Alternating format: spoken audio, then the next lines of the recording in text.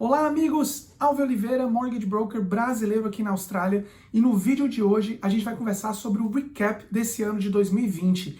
Como é o último vídeo do ano, vai ser um vídeo um pouquinho mais longo, mas eu vou tentar dar o máximo de informação possível. Então se eu gaguejar ou errar durante o vídeo, dá um desconto, porque a gente quer sim dar muito conteúdo. Agora, antes de começar tudo isso, eu não posso deixar de agradecer a vocês que têm me acompanhado ao longo desse ano de 2020, a todo o apoio que me foi dado. A gente realmente não esperava lá no início de 2020 que a gente fosse crescer, que a gente fosse conseguir fazer todos os objetivos que a gente fez. Então, de verdade, do fundo do coração, muito obrigado. São quase 3 mil seguidores aqui no Insta, quase 3 mil seguidores lá no Facebook. Foram mais de 1000 reuniões bucadas ao longo do ano, onde eu pude conhecer melhor vocês, onde eu pude dar metas a todos vocês que fizeram reuniões comigo, sabem exatamente quando a gente conversa, como que termina, a gente procura sempre dar exatamente o passo a passo que precisa ser feito, quer seja para um projeto de curto prazo, quer seja para um projeto de médio prazo, e com isso fiquei muito feliz de verdade em ter mais de 50 brasileiros que de fato pegaram as chaves do imóvel de vocês nesse ano. Então, muito obrigado mesmo. O ano de 2020 foi um ano complicadinho e é nos detalhes que a gente tem que encontrar a felicidade, né? E esse ano, de verdade, o detalhe foi poder ajudar a comunidade que eu amo fazendo aquilo que eu amo. Então, de verdade, muito obrigado.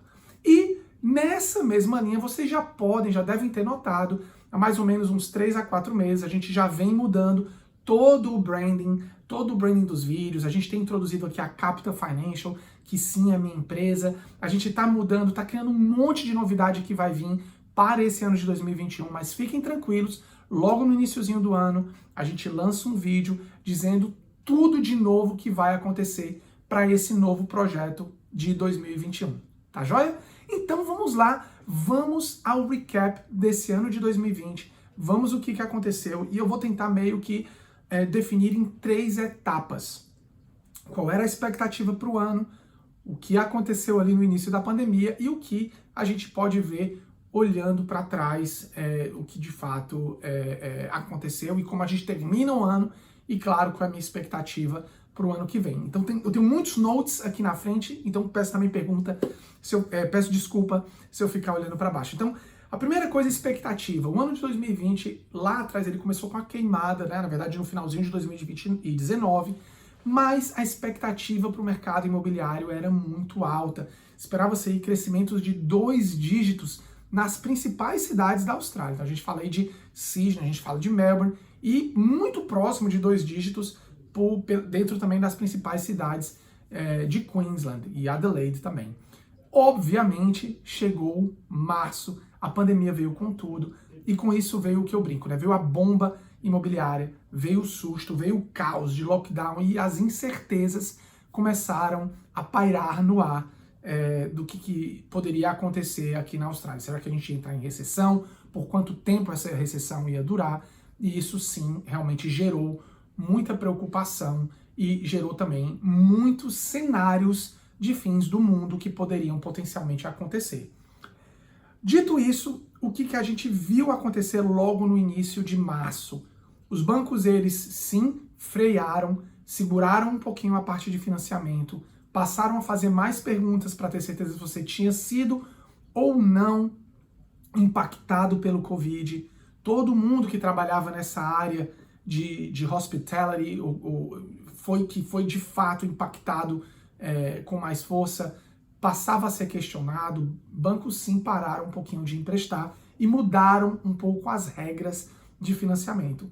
Isso foi visto, foram 15 dias ali de verdade, nós como brokers não sabíamos muito bem o que ia acontecer. Então foi um momento de contenção, de ter calma para entender o que ia vir, tanto do governo como dos bancos. E isso, nesse ponto, a expectativa foi atendida.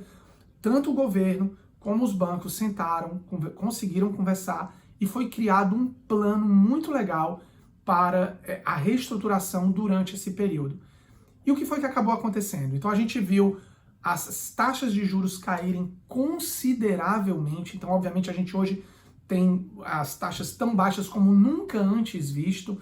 Então foram 2 quedas que aconteceram progressivamente durante o ano. E a gente viu os bancos também darem, vamos chamar numa tradução literal, de férias para aquelas pessoas que já tinham financiamento.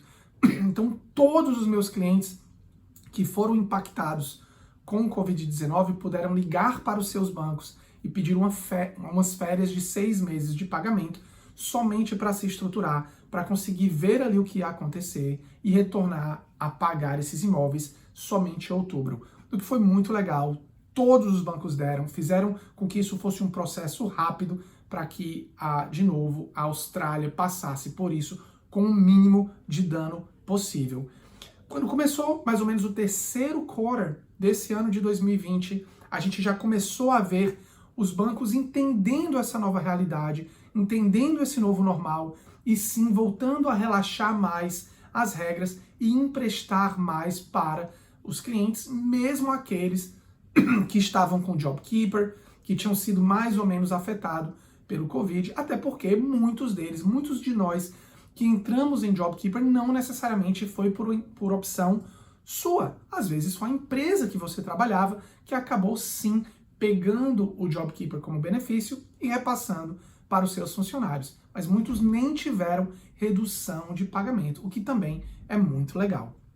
Então isso já tem se observado a partir do terceiro quarter do ano e, obviamente, abriu-se o trend de compras de imóveis em áreas mais regionais, um pouquinho mais longe dos centros de cada cidade, o que tem aquecido mais ainda o mercado. Então vamos falar agora como ficou nesse finalzinho de ano esses números, tá?